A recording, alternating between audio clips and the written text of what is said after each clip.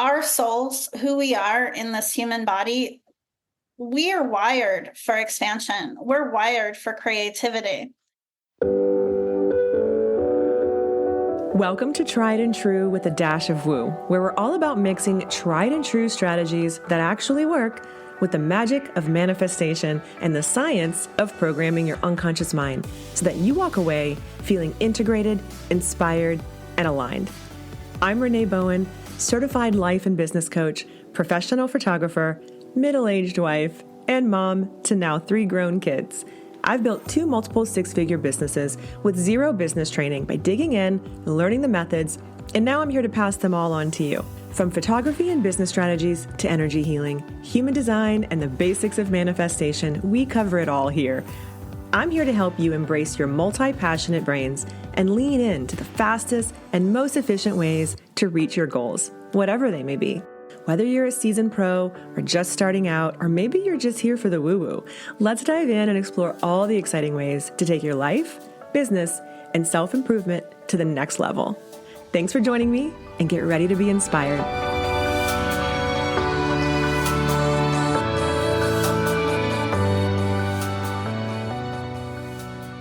Welcome back, guys, to another episode of Tried and True with a Dash of Woo. I am your host, Renee Bowen, and we have an amazing guest for you today. We'll get to her in just a second. First, I want to just kind of touch base with y'all for just a couple of minutes. This time of year, I feel like we finally are like kind of getting some momentum and getting things going. And I've gotten a lot of really good feedback on the episode I did about, planning your 2024. Some of you guys have also reached out to me and let me know that you've already made a lot of progress on that, which is really so amazing to hear. Like you've already, met a lot of the goals that you made for yourself, and it's only February. So I'm really excited to hear that. I'd love to hear any of your feedback about any of the episodes. At Renee Bowen on Instagram is the best way to hit me up. You can always also always email me, renee@reneebowen.com, but Instagram is just probably going to be faster. And we're kind of at that place where I know a lot of you guys are thinking about, okay, it's going to be spring soon. Before you know it, it's going to be summer. And especially if you're a senior photographer, you are going to be looking for clients if you're not in that place already. So if you are, wanting to get ahead of the curve there, I encourage you to reach out to me really soon because I do have some coaching spots open. I open up more at this time of year because this, tends to be the time of year that I have more capacity for you guys. And as we get into summer, I'm going to have less capacity for that. So now's the time to get on my schedule if you want some coaching. That link for you is down below. You're going to need to book a call with me just so we can chat and make sure that we are a good fit. And if we're not a good fit, I'm going to let you know, right? If I don't feel like you're ready, I'm going to let you know. And I will help point you in a different direction if I know what that direction is. But the call is not there for me to convince you of anything. The call is there for you to see if we're in alignment, if we would be a good fit. And for me too, because I put a lot of myself into coaching, it takes a lot of energy and time. And I want to work with people who are ready. I want to work with people who are coachable and who are excited about this next phase. And you don't even have to know, right, what you exactly want to do. I'm a life coach in addition to helping people with their business. So if you are just feeling stuck, if you're feeling like you don't have a sense of purpose, if you feel like you don't really know where you're going in life, that's what I love to do. That's what I really, really love to do. So I would love to work with you. And the first step is to chat to see what you got going on and to see how I can help. So book a call with me and let's chat. Okay, so let's get into today's guest. You are going to love her. Her name is Jennifer Spor. She is the CEO and founder of her namesake company and the host of Path of the Awakened Heart podcast. We're going all the way woo today, guys, like all the way to the Akashic Records. And if you don't even know what that is, stay tuned because you will find out soon enough. She's awesome. Jennifer is a spiritual advisor, channel, and Akashic Records trauma-informed master consultant and a teacher for high-achieving conscious women leaders who are here to live unapologetically, expressed in their truth, and fulfill their highest destiny in this life, soul-led. Okay, awesome. Right up my alley. You guys are going to love her. She goes into, why she was led to this really quickly. And then we dive right into the Akashic Records, what they are and how you can work with them and how you can access them. It's real juicy. It's really transformational. I think you guys are going to love this one. I can't wait to hear your feedback. Without further ado, let's dive in. Hey, Jennifer, thanks for joining me. This is going to be such a fun conversation. I can't wait. I agree. I'm already feeling the fun energies. Thank you Yeah. for having me. Oh, my pleasure.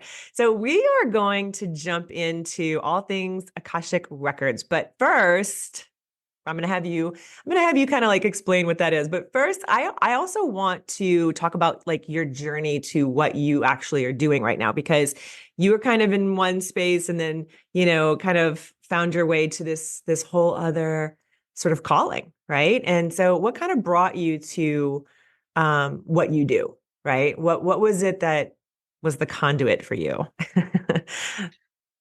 Yeah, I love that question because I believe that there are actually many conduits or many catalyzers on our journey. I'll share today the Cliff Notes version of, I would say, probably the first one, the initial big catalyzer to change where I was focusing my energies in my life. So before I decided to dedicate myself to my spiritual path and to start a business and to get to everything that I'm up to today, I had another career, which feels like, wow, like a really far away, another world kind of life right now. But I had a career, a really successful career in the retail industry, and it was really great because I started working in retail when I was like 19. And by the time I was 31, I had worked my way up into a corporate store operations director role for, at the time, a really large company, and checked off a lot of boxes off the list that many of us are taught that traditional society says that it means to achieve success. But beyond that, right, I really loved the work that I was doing, and also, shattering those glass ceilings, right? Because I was one of the few females and I was the youngest person to be Wow. promoted at that time. So yeah, I really felt a sense of accomplishment for a long time in my work. Come to find out that, one of the reasons why I ended up in that industry and stayed in it for so long is because I love helping people. I'm a people person. Turns out, that's obviously part of my purpose. Just found out later on that I was like dating my purpose versus actually being fully committed and all in, I love right? that. Yeah. So loved my job for a long time, loved my career. That being said, had a lifestyle where my job I was on all the time. And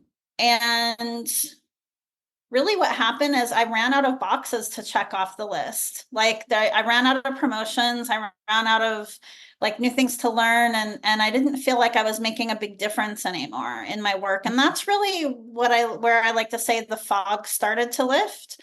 Despite that, so I started wondering what was next. To say that I've also always been gifted. I've always had intuitive gifts and I've always been very sensitive.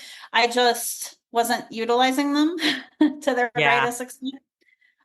So during that time, despite feeling that call to change, I didn't make a move in my career. I did start spending more time with me, rediscovering who I was, because I also realized that I really didn't know myself. Like all of my time and energy was being spent on my career. And when I wasn't in my work, it was spent kind of dictated by how other people wanted, my friends and family, how they wanted to spend their time, right? So in a lot of ways, I was embarking on this journey of rediscovering myself. And then out of fear, basically, like I had a feeling, I knew if I was being honest with myself that I was going to end up changing careers, but out of fear, I didn't act right away or as quickly because my ego mind brought up all the questions of, wow, you've like been with this company for so long, you're making the salary, the house, the this and that, and all the things. Like, where else are you going to find that, right? Yeah. So it caused me to procrastinate. It was about probably a year and a half after that that my mother was diagnosed with terminal lung cancer at the time. And at the Mm. time, I was living on the East Coast and she was living in Idaho, which is where I grew up. And I was flying back and forth during that time to be with her and to try to help out my family and all the things. There was this moment that this was the catalyzer. There was this moment that I remember so clearly, and it was like 12 years ago, where I was sitting by her bedside. This was just days before she passed. I was sitting by her bedside and my phone started blowing up from my work, and it was an issue, one of many that happen on a daily basis. But for who knows, the 100th time, I don't know, the 1,000th time, I found myself in a moment where I was being faced with the choice to be present to that or to be present with my mother, Mm-hmm. knowing that that was probably the last time I was going to see her before she passed. And it was in that moment that I just said, you know what? It's like a freaking light switch flipped. I was Yeah. just like, I'm done. I I'm not a prisoner to my own life. I have no idea what is going to happen, but I know that I need to make a change now.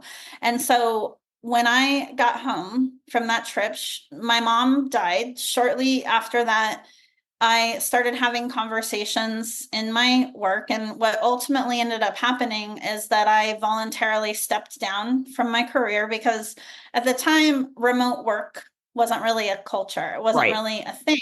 So it was like either continue on in my career or move back to Idaho, which is what I wanted to do at the time to be closer to my remaining family after my mom passed. So I chose Idaho, and much like the lyrics of a country song, I rented out my house in New Jersey, packed up my car, and headed out west, like drove across the country by myself, which is a whole other story in itself, but it was an awesome trip. Like I did it in 4 days.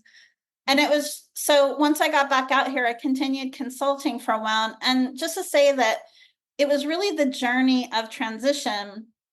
It was after I took that leap of faith. It was after I left and made the move that things started unfolding. And it was through that journey of transition that I was realizing, you know what? Wow, there's like all these therapists and healers, and I've invested in all of this support.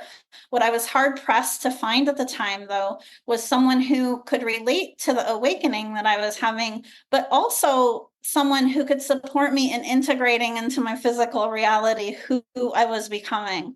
And it was that realization that inspired me to do the work that I do today, because one of the things that I specialize in is not only, healing and helping people align to their highest path, but to also support them in integrating those changes from a boots on the ground, practical aspect. Wow. That's really, really amazing because it's like, and I think that point that you said too about like, well, it wasn't until I actually did it and took the action, as scary as it was, that things opened up.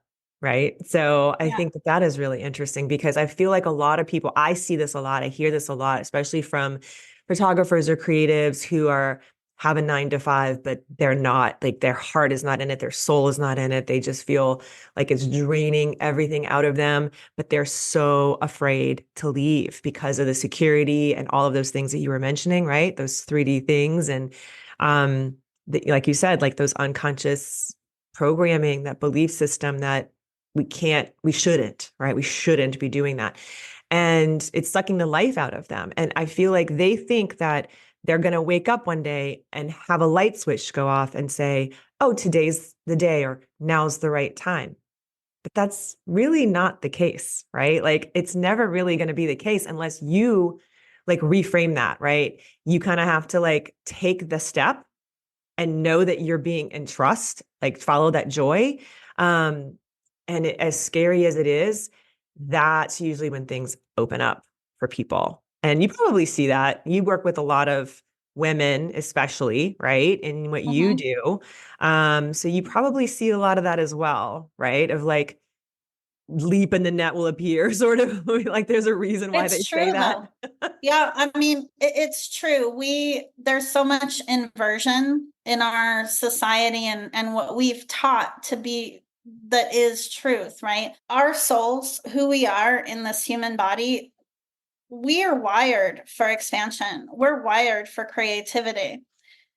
We create our reality from energy, from ideas, from our imagination. It's not the other way around. And so when someone feels stuck like that, that's the reason why. It's because if you're going to wait until the circumstances are right, and until you make a move, then you're going to be waiting a long time. Yep. You have to put that call out to the universe, essentially, that you are taking action, and then the universe, God, will rise up to meet you.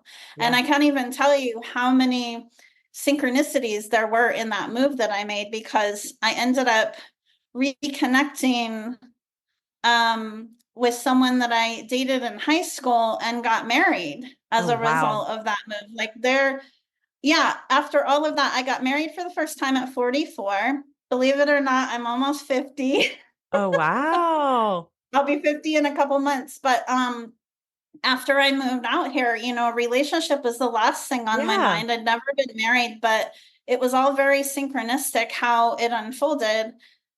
And I ended up reconnecting with and marrying someone that I had dated for a few months in high school. I love that so much. Like that is like oh, that's amazing. I got chills. No, it's seriously like the synchronicities too. I mean, and I'm sure we'll kind of get into that, but there's so much good stuff in that, right? I mean, I kind of just recently was talking to somebody. The reason I met my husband is because I was born and raised in Louisiana, spent my whole life in a very small town, and then moved to New Orleans. And I was working for this company. I had checked the boxes of get the degree, work for the Mhm. company. That I was 25. I was, dating a guy. Like things were moving along, and I was like dying inside, And as much as I love my family, like I'm super close to them, I felt this like deep, intense pull to leave, like to physically leave that space and to go to Los Angeles. Like I couldn't explain it. It just could not, it was weighing on me and I could not ignore it anymore. So I literally just decided on a whim I was going to take a loan out and move. Like I had no job, I had nothing. Like I had no plan. But I was 25 and I knew I could find a job. Like I knew that I would be okay in that respect. I was like, I'll figure it out. I'll figure it out. And I did. But literally, like I moved in August of 95.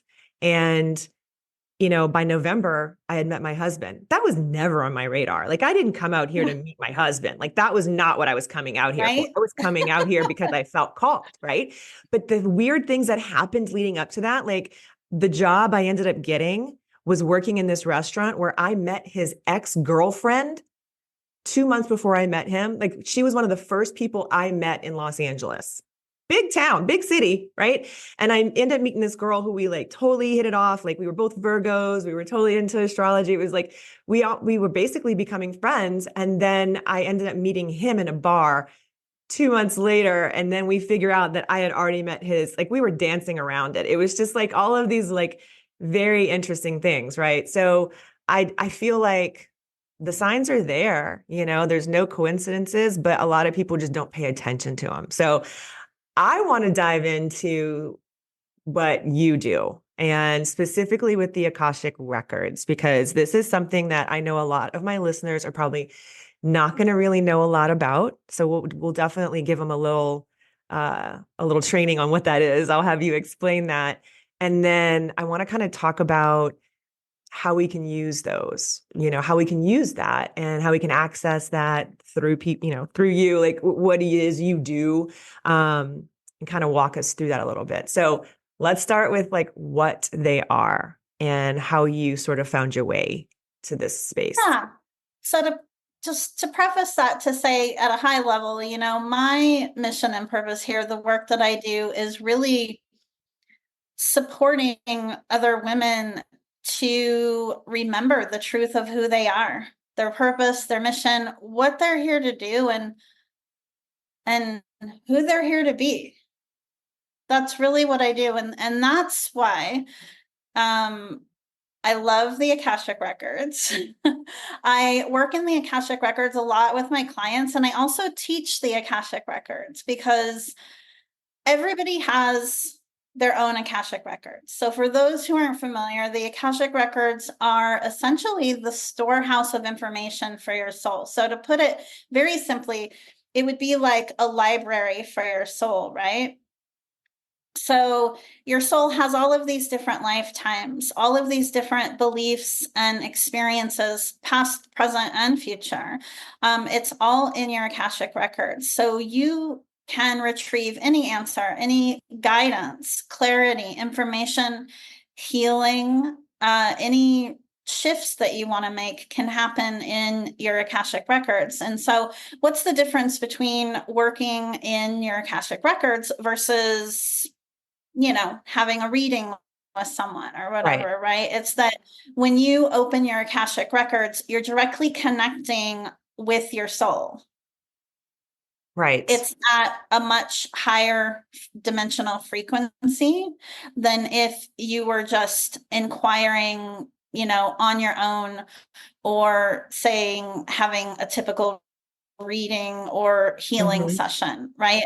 I believe that the Akashic Records to be one of the most direct paths to your evolution and your growth. It's kind of like it's like a hack. I'm not really a big fan of Yeah. that word, but it is. It's like a shortcut, right? It's like, oh, just go directly to the source.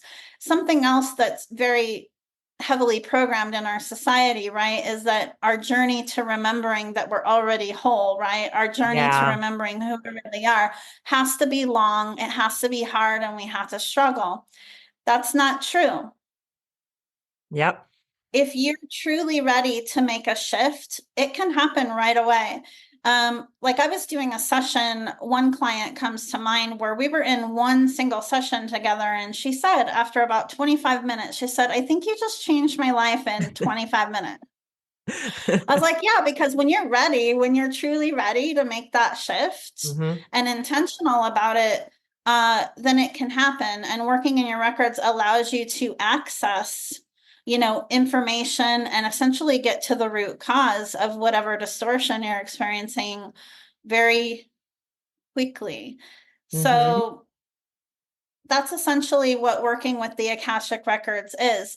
Honestly, there really aren't words that can Yeah. fully encompass and describe the Akashic Records, Um, when we talk about soul purpose or soulmates, soul, anything that we're putting in the front of, our soul is eternal, but actually our soul is only one fragment of what is our oversoul, right? That we're experiencing. So just to put into perspective how limitless and expansive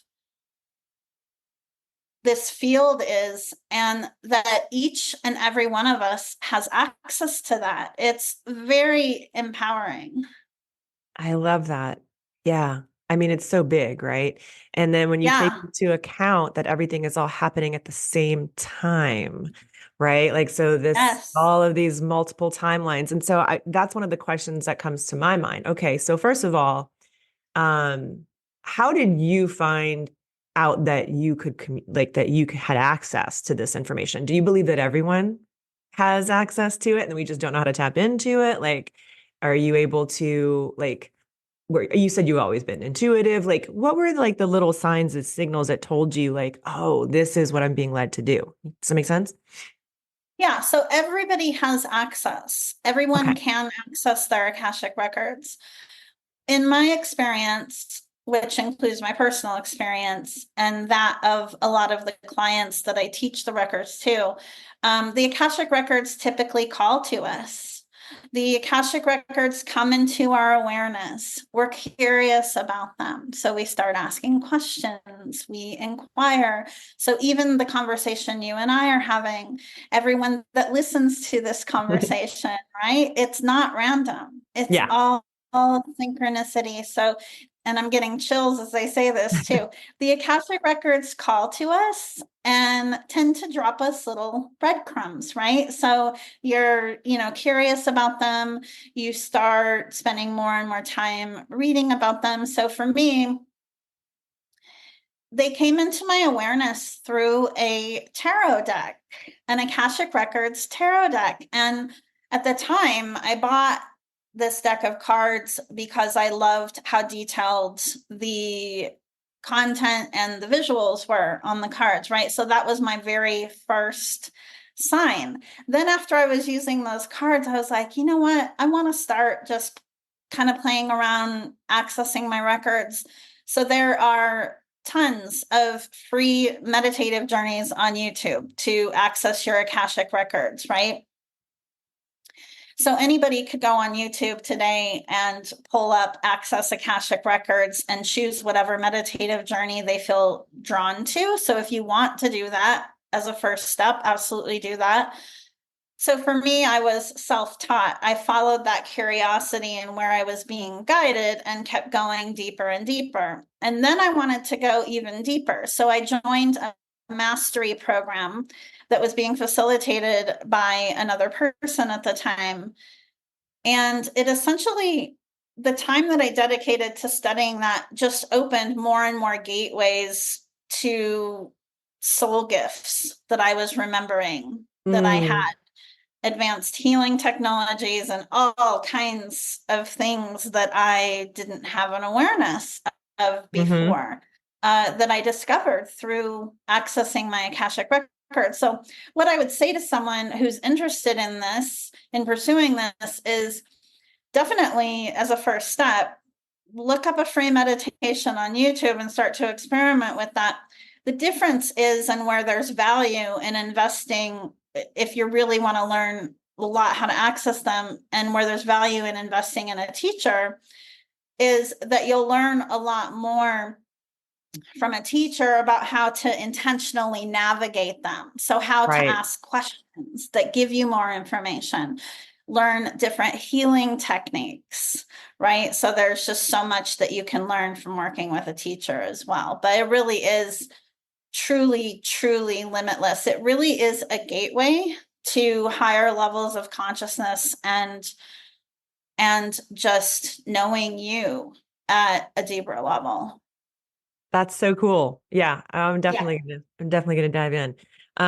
It's, I've had lots and lots of experience with mediums and, different psychics over the years. Like, I just recently was talking to, I had a workshop a couple weekends ago, and we were talking about, there was there was a psychic that we had gone to, who basically told us, like, you're going to have twins. There's going to be a girl and a boy, like literally so specific. And like all of these things came true. Like they were so, and my mom is actually incredibly intuitive, and she knew I was having twins before anybody else did. And it was like, there's all of these different things. And I really do believe that no matter what, and I feel like a lot of people have a lot of, fear around stuff like this. So I definitely want to like kind of address that a little bit, because I know that a lot of people who were either brought up very religious or, that kind of thing, there's a lot of fear about this type of learning, right? Because it's outside of what they ever knew about, and it's unknown. And so there is a connotation. And, I definitely was brought up very Catholic in the South. I was very, I kind of always say I'm recovering Catholic. Um, but I was always questioning. I was that kid who was always asking questions about, but what if this? And what if this? And, Mhm. I even toyed with the idea of going into like theology and spirituality in college. I ended up doing psychology, but I was always very interested in learning about how different people access their truth, right, and find their way.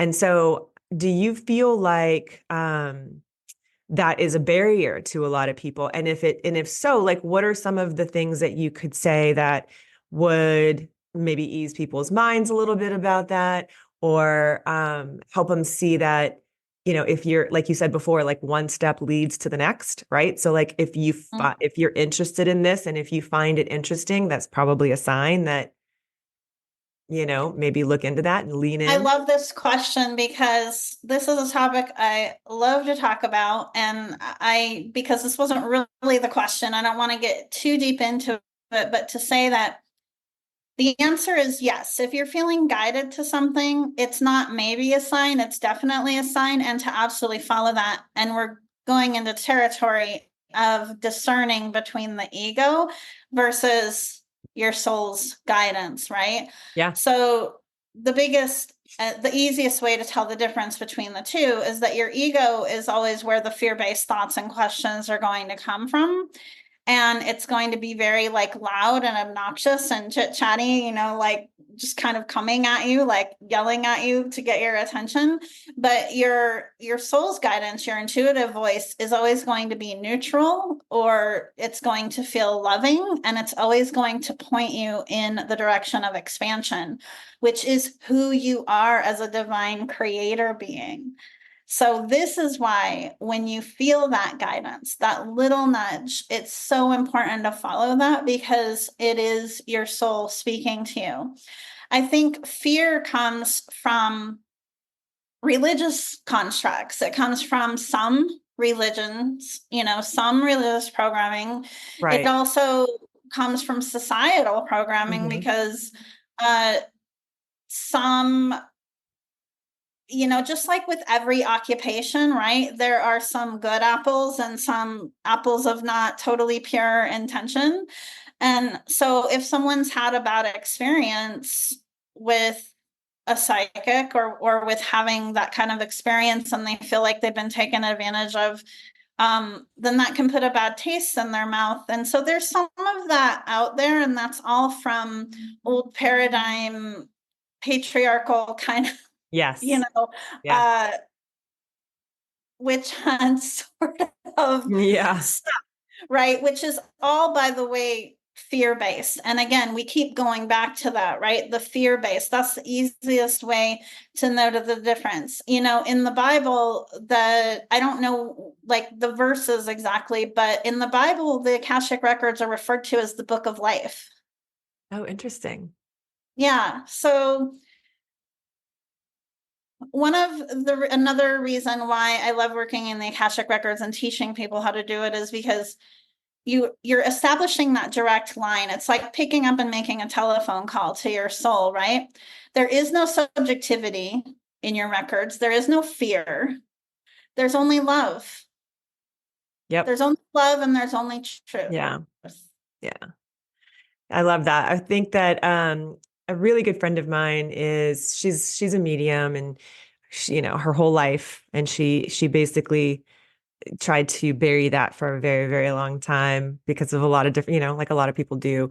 And she obviously she works in that field now, and we were having this conversation somewhat about this, not exactly about the Akashic records, but about all of this sort of, soul's purpose and journey. And the way that she likes to put it is that there's power in the peace, is exactly what you said. Like if that feeling that comes up and it's peaceful and if it's loving, Yeah. you know what I mean? That's your soul. That is the truest nature. But we have been programmed really, our whole lives in a lot of different ways, but programmed to kind of stay in that fearful place, like stay down, stay quiet, don't speak up. And I feel like that is a very old paradigm just globally that we're coming out of. Like there's a lot of different things that are happening to show us that, things are changing, things are shifting. And so I feel like a lot of people who would normally not be open to this sort of thing are starting to have some questions. And it's another reason why I love including this type of topic on my podcast, right? Like, yeah, when I started this podcast, I was like, well, I don't want to just fit into one thing because that's not who I am.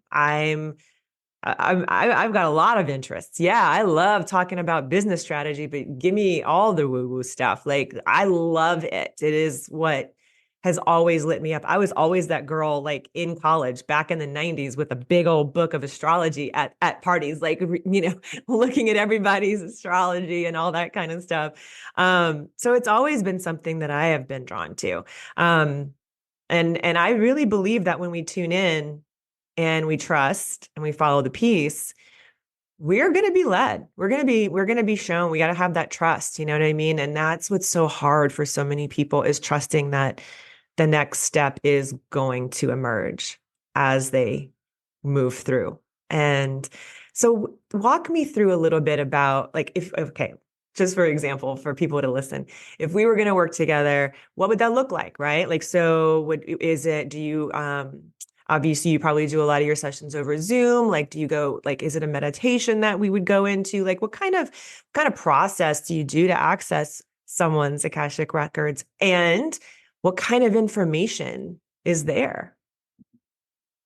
Yeah. Well, what kind of information? That's like, Everything. how was the universe created? That's what that Okay. question is like. But Yeah. to say that, so for me, everyone has their own style of how they work with people. I still offer one-off Akashic Hmm. Records sessions. I also have longer term mentorship Okay. containers that I do as well. So I can have someone that works with me for anywhere from 3 months up to a year. It really just depends on what the person's unique path is along with their goals, right? So when we're in session together, we connect via video on Zoom, and we start with grounding into the space and stepping into the portal of that sacred space. And then I always ask the client's permission to, if I can access their Akashic records, because there has to be free will permission and participation. And then for me, I'm a very clear channel as well. Okay. So as soon as I open a client's Akashic records, I will typically start getting information that will be coming through right away. And I'll usually ask the client, I'm receiving some information for you. Do you mind if I share it with you? And I always ask, because our sessions are an hour usually, and I want to focus our time on whatever the client wants to focus on. But most of the time, someone will say, yes, share with me what's coming through. Most of the time, it's already addressing what they were planning to Yeah. ask about. Yeah. And sometimes it's information that they weren't planning to hear. When I am saying an invocation to open someone's records, I'm setting the intention that whatever is for their highest good and healing for their path to come through in that session when I am opening someone's record. So thus the Yeah. extra information that will sometimes come through. And then we just go from there. I always let the clients know to be prepared to come to our sessions with an intention of, to be intentional about what they want to receive from their experience. And sometimes it's a matter of providing someone with clarity, with information. Sometimes someone will end up experiencing profound shifts in healing. A lot of times we can actually collapse space and time to manifest Hmm. with the client's readiness, right, to make the shift, because in the records you can immediately tap into the root cause of something. As a channel, I can immediately tap into the root cause of something. Everybody has their own unique specialty within their intuitive gifts, right? For Yeah. me, I've always had an innate knowing that when I'm connected with and working with someone, I can immediately tap into what their highest purpose and mission is here in this current incarnation, along with whatever might be blocking their path that needs to be cleared. So sometimes, it can be healing, it can be information. I've channeled a lot of really detailed business offerings for Yeah. spiritual entrepreneurs, right? Uh, that serve the highest good of all, right? That will come through as well. So it really just depends on what the person's path is. But I have a specific gift for being able to help people remember who they are and align with that. That's pretty awesome. It is pretty That's a awesome. pretty awesome skill to have. Like I absolutely love it. Yeah, and it's so cool that you're living in that, like that's it's a great example. I mean, besides the fact that this is such a cool conversation, that's such a cool thing for people to see, like, and it's inspirational, right? So anybody out there who is listening who might feel like they've been suppressing their gifts, or they've been, just kind of like living a life that isn't really theirs anymore. I feel like that happens a lot. You probably see this, and that's probably why, with women especially, I see it a lot with my clients, especially over 35, getting into 40-ish. I'm 53. I'll be 54 this year. So a lot of women in that age group, like, we start sort of like waking up from this whole journey of raising kids. And, like I see it happen with a lot of my peers and people that I work with. Their kids go off to college, and then all of a sudden they're like, well, what about what happened, right? Like, what happened to me? What happened to this, this identity that we've been wearing basically for the last 20 something years. Yeah. And it's not really who you are. And maybe it was, or it served a purpose at one point, but a lot of women I find in that age group have that question of what's next for me. So I love that, this is an option for us.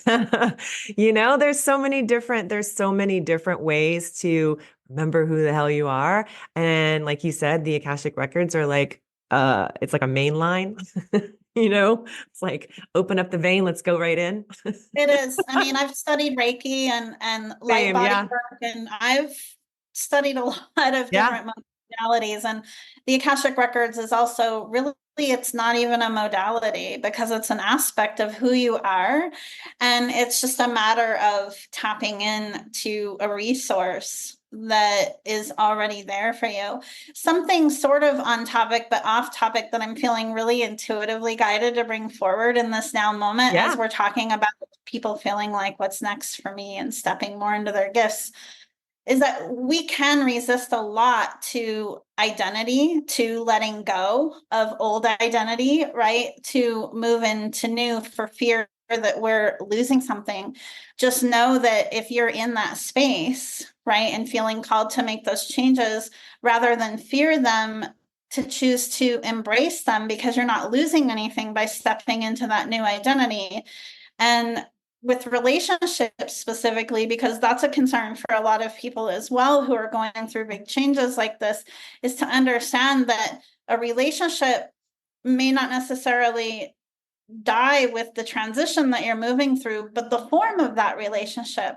So imagine if not only are you moving forward in this big, huge, expansive way, but along with that, all of your relationships are going to expand in this tremendous way as well. So it's really big and really exciting. Yeah, that's a really good point. Because once you are living more in your highest sense of purpose and remembering all, and really um, living the life that you were meant to live or want to live, being who you are, that resonance, that energetic frequency that you're putting out is just going to attract more of that. It's just energetics at that point. And that's usually what is, I feel like, very difficult for people to sort of grasp is like, well, what are you putting out? Like, what's that radio beacon that you're putting out? Like, if you're constantly living in a place that you feel unfulfilled or not really like you feel like pressurized and heavy, that's the resonance. That's, you're emitting. But once you actually like trust and open up to your highest self and know that it's all there for you, that is a whole different energetic frequency that will bring so much more of that good shit basically right back. Yeah. Like Yes. you really do get what you give. Yeah. Right. And I always talk about that. Like, how can you expect, like, people are always like, oh, they want all of this, that I see them talking about things they want to manifest or things they want in their lives or their business, but they are very, very negative, right? In their daily, stuff. They're talking about Living. how I can't have that. That's not for people like me. Why can't I have it? Or like, I've been trying for so long and I can't have it. Well, what are you emitting? Because that underlying energetic frequency, that's what you're putting out. But when you do this sort of work and you really allow yourself to Mhm. uncover, the truest sense of you. And it can be really scary, but there's so much freedom on the other side of that in so many ways. You see it all the time. But living in that higher frequency, there's nothing but good that comes from that, basically, is what I kind of want to make sure people understand. Is you kind of have to just step into it and realize that if you Yes, want all that and good stuff. stepping into it, I mean, it's liberating. Yes. Liberating AF. Yes. Yes, exactly. So I love it. We're going to wrap up. I don't want to keep you here all day. I think this was very fun. And if you guys have any questions, where can people find you? Where do you like to connect with them the most? I know you have a podcast as well. So I'll put all of that in the show notes. But yeah, let everybody know where they can connect with you. Yeah, so for my social media platforms, podcast, all the things, you can go to my website, which is jenniferspor.com. Perfect. Yeah, that's awesome. Yeah. And I love that you've got I think you have a free meditation on there. Like there's a lot of different resources for people. Yes, I do actually. And if I didn't provide it, I can provide it to you. I have actually an amazing free activation meditation called Oh, Highest cool. Destiny. It's on my website as well. But basically, it's a meditative journey done in the Akashic Records, which aids you in making an energetic shift to step Mm, into your highest destiny, to step into that next evolution of what you're being called to. It's very yummy and delicious. And I've actually had lots of feedback. People will message me about that free meditation and say, wow, I've listened to this multiple times and I received something new from it every time. I love that. Okay, you guys have to go check that out. I'll make sure we link that as well. Thank you so much for this. This was really insightful, really awesome, beautiful conversation. Thanks for coming and joining me Thank today. you. So wonderful. Thank you. So that was a fun conversation, right? I am so thrilled to hear your feedback on this too. Like go do that activation, all that stuff. It's going to be in the show notes for you guys. I know I'll be doing it.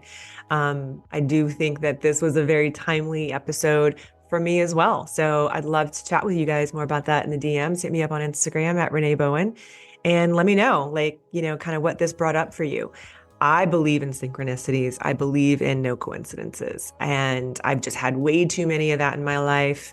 And I've always liked to believe that I was open, that I was, at least open to these ideas. I was definitely going down this path in my early 20s and even in my late teens. I was always questioning, I was always asking what else is there.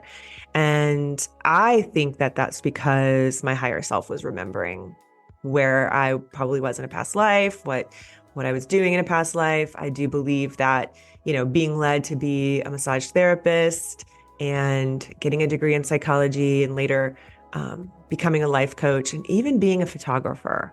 I love the actual physical job of being a photographer and producing creative work and, being good at what I do in that respect. But for me, it's always been about something deeper. It's always been about a connection. It's about helping people feel more of themselves, to feel unapologetic about the way they express themselves. That's really one of my core belief systems. It's part of my why statement is to, walk to the beat of your own drum. So I encourage you to dig a little deeper if you have any sort of questions or inclinations.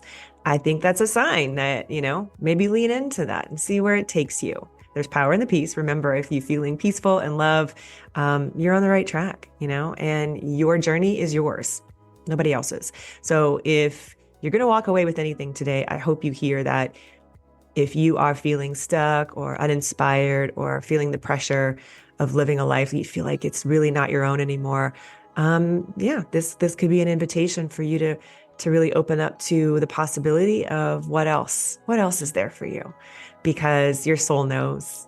You just got to tap in. Thanks again for joining me. I hope you have a beautiful, amazing week ahead of you. I love you guys, and I'll talk soon.